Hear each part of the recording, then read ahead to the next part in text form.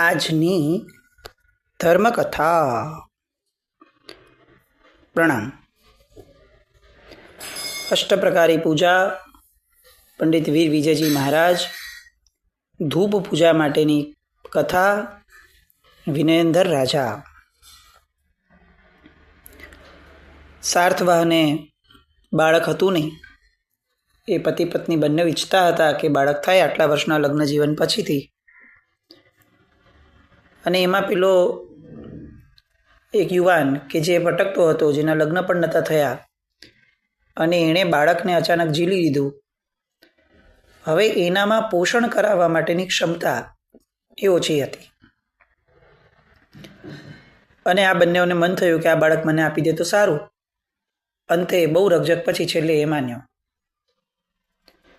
એક મુદ્દો જે આમાં જોવા જેવો છે તે, આમ આપણને આ ઘટના આખી ક્રમસર લાગે, પણ જરાક ઘટનાથી ઉપર ઉઠીએ અને આ જે બાળક છે એના પુણ્યને જોઈએ. તો જુઓ કે જ્યારે બાળક એમને રજડતું હતું, પેલો પક્ષી, ભારંડ પક્ષી એને ઉચકીને રખડતું હતું, ખાઈ જાત તરત જ, ત્યારે એના પુણ્યએ સૌથી પહેલો પ્રકર્ષ દેખાડ્યો અને બીજા ભારંડ પક્ષીને યુદ્ધ માટે મોકલ્યું. કોણે મોકલ્યું? પુણ્યએ. હવે બંને યુદ્ધમાં રોકાણા ને એટલે પેલું ભારંડ પક્ષી જે છે એ ખાઈ ન શક્યો આ બાળકને. બાળકનું આયુષ્ય બળવાન થયું. આયુષ્ય નામ કર્મ બળવાન હતું એટલે પેલા ભારંડ પક્ષીને બીજા ભારંડ પક્ષી સાથે ઝઘડવા માટેનું મન થયું. આ જગત કઈ રીતે ચાલે છે આપણે એ પ્રક્રિયા સમજી રહ્યા છે. હવે બાળકનું પુણ્ય કેવું છે તો કે તપતું છે હજી પણ. સરસ. તો શું થયું કે ભારંડ પક્ષીની ચાંચમાંથી એ નીચે પડ્યું. શું થાત? સામાન્યપણે કોઈ પણ બાળક આટલી ઊંચાઈ પરથી નીચે પડે, સાવ નવું જન્મેલું થોડા મહિનાનું કદાચ બાળક છે, શું થાય? એબ્સોલ્યુટલી મરી જ જાય. આના સિવાય આપણને બીજો કોઈ ઓપ્શન ન હોય મગજમાં. પણ પુણ્ય જાગતું હતું. તો શું થયું? એ જ વગડાની અંદરમાં પેલો માણસ જે કમાવા માટે પોતાના ગામથી દૂર નીકળ્યો છે, એની અચાનક ઉપર નજર ગઈ અને ભારંડ પક્ષી જે છે એના યુદ્ધ જોવાનું એને મન થયું. એ યુદ્ધ જોતા જોતા એને ખ્યાલ આવ્યો કે એક બાળક નીચે પડી રહ્યું છે. એ કેમ નવરો છે? એને કેમ આવું સૂઝે છે? પોતાનું કામ કરવા અહીંયા આવ્યો છે, જંગલની અંદરમાં છે, પોતે કોઈ ખેલ જોવા આવ્યો નથી.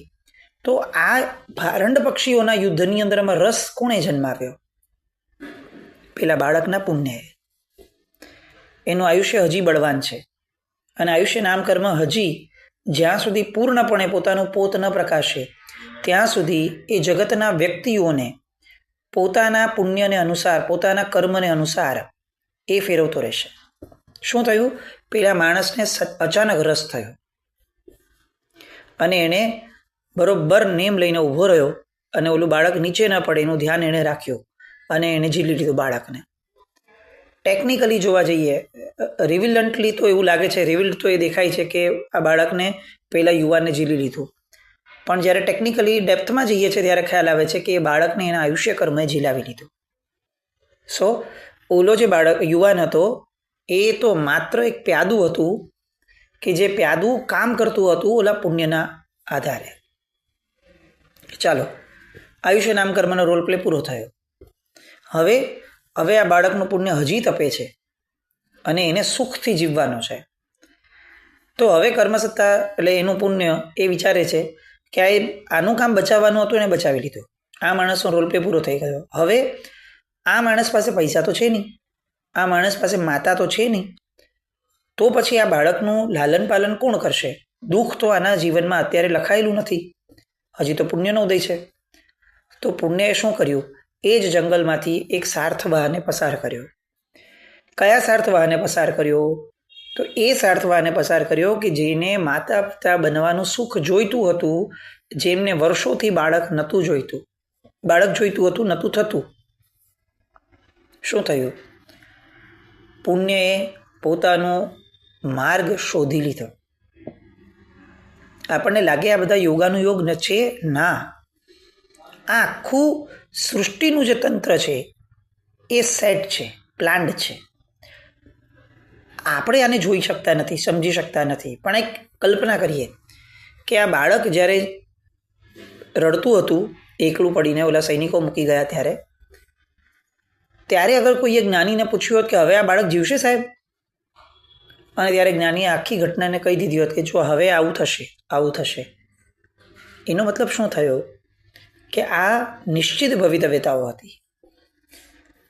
પણ ડિફરન્સ જુઓ કે જ્ઞાની હોય તો તમને ખબર પડે, જ્ઞાની ન હોય તો તમારે એને એક્ઝિક્યુટ કરવી પડે, અને જે રીતે ક્રમ ફ્લો જાય છે એ ફ્લો વાઇઝ તમારે પણ ચાલવું પડે, અને તમે ચાલો જ, કારણ કે એનું કર્મ જ તમને ચલાવે.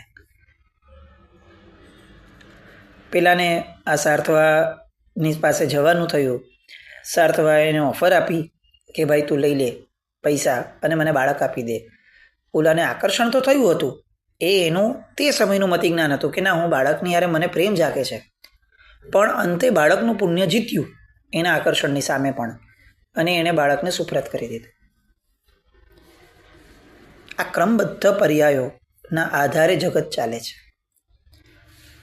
ફરક માત્ર એટલો છે કે આપણે નિયતિવાદને માનતા નથી, એ અપેક્ષાએ કે જેમાં આપણને ખબર નથી કે નિયતિ શું છે, અને આપણે એવું સ્વીકારી લઈએ કે આ જ નિયતિ હોય તો આપણે શું કામ કંઈ કરવું. આવું નથી. પુરુષાર્થની પ્રધાનતા ક્યાંય ગૌણ નથી કરી. આ અનેકાંતવાદનું શાસન છે.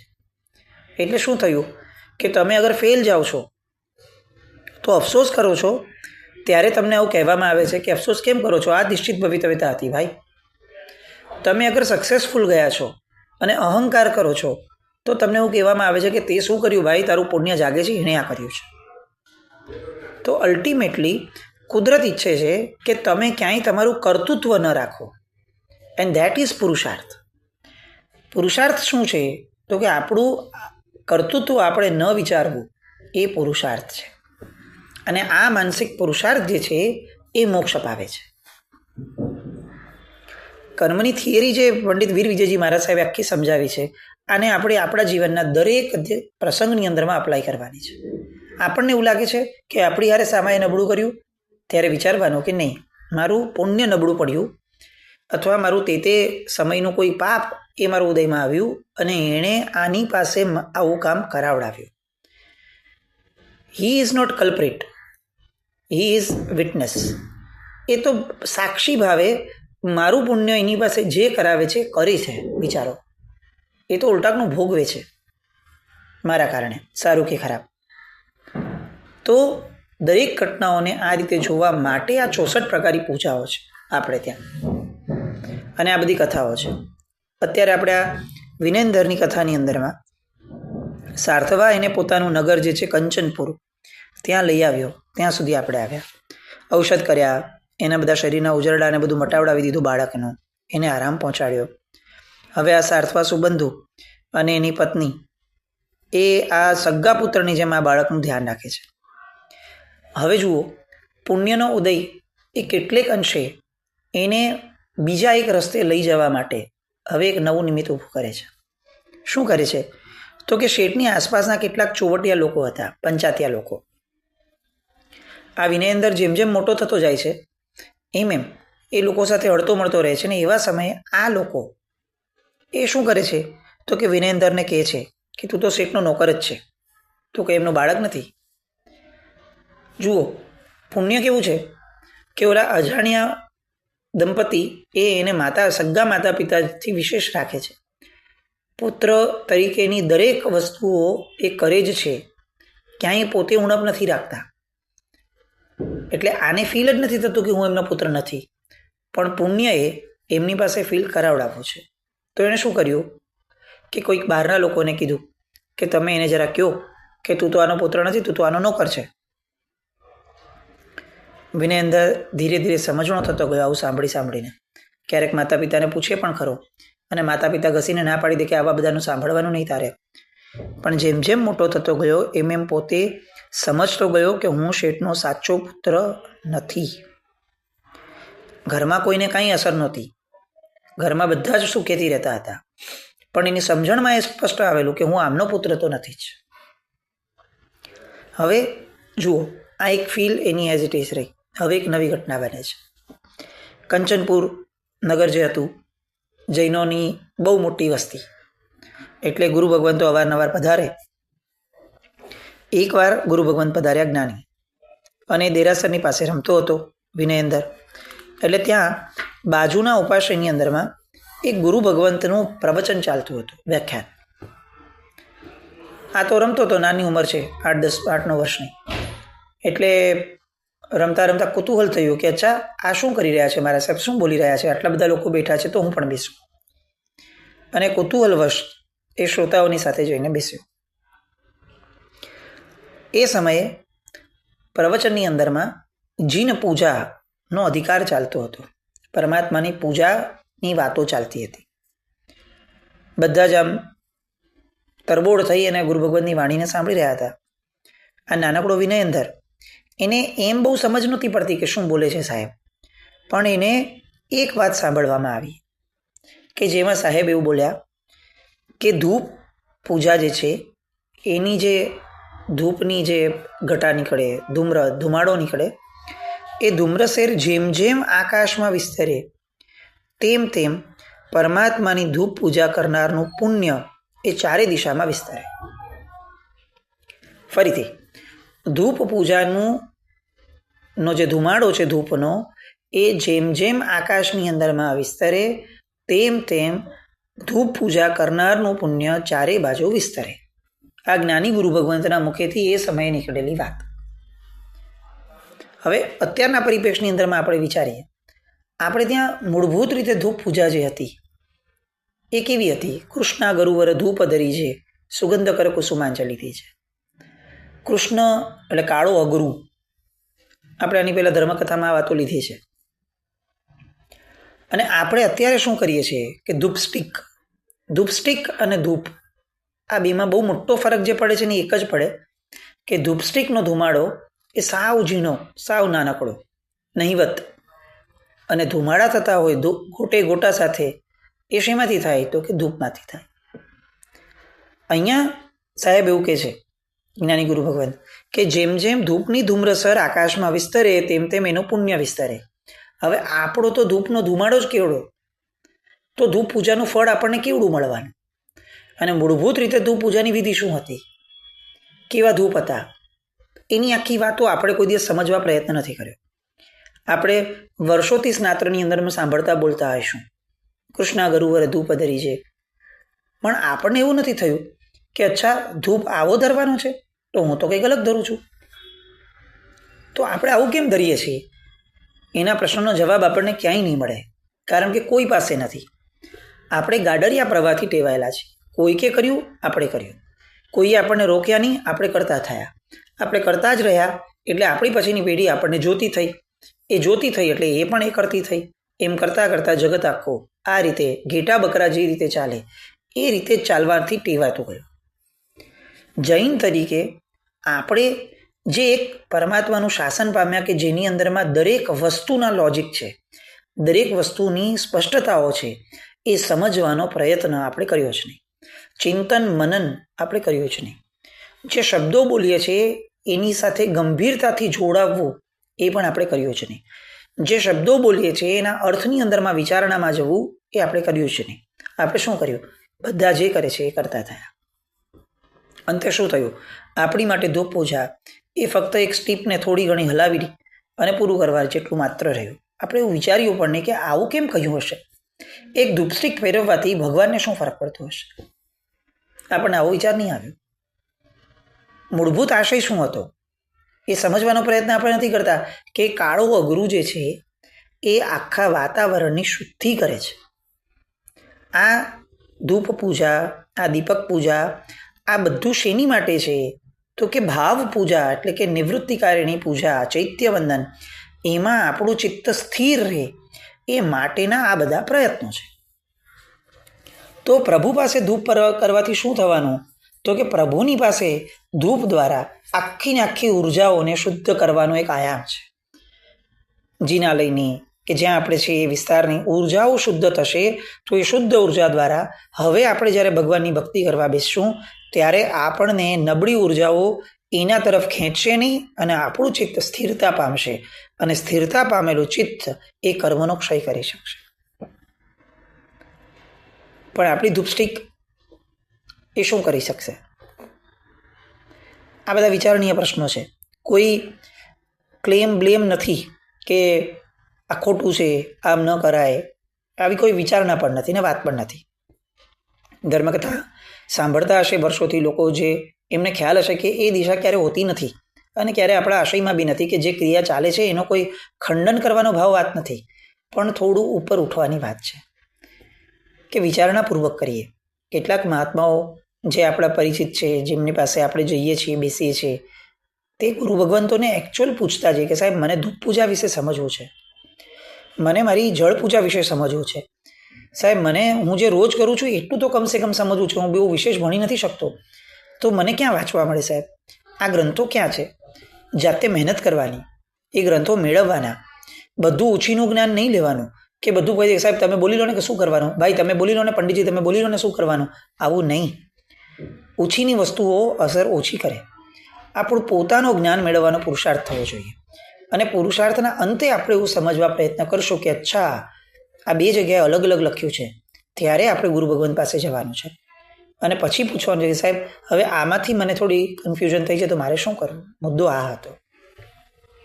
આપણે રેડીમેડ લેવાના આગ્રહી થઈ ગયા કે ભાઈ બધું ભાણું તૈયાર રાખવાનું, મને જમાડી બી આપો ને. આ ન થાય. મૂળ કથા આપણી. હવે વિનયેન્દ્રને આ વાત મનની અંદરમાં સેટ થઈ ગઈ એટલે એણે મનોમન નક્કી કર્યું કે હું હવેથી નિયમિત ભગવાનની ધૂપ પૂજા કરીશ. રોજ સવારે વહેલો જીના લઈ જવા લાગ્યો. ભાવ વિભોર કહીને ભગવાનની પૂજા કરતો અને એમાં ધૂપ પૂજા જ્યારે આવે ત્યારે વિશેષ ભક્તિથી કરતો, કારણ કે હવે એને એકવાર સાંભળ્યું છે.